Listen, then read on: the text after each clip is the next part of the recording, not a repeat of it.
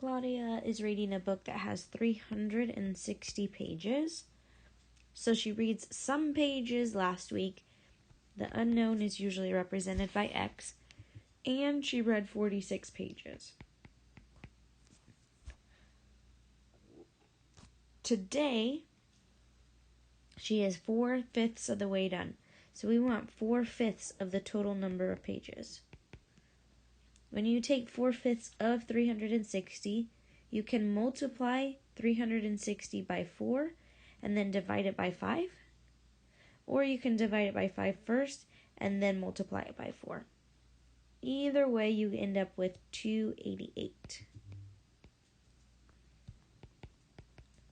Copy the rest of it down to the next line. I have my variable over here and my numbers over here.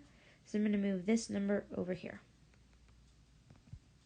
Change the sign, move it over. 8 minus 6 is 2. 8 minus 4 is 4. 2 minus 0 is 2. This creates a big 0, and we're left with x equals 242. So it says, how many pages did she read last week?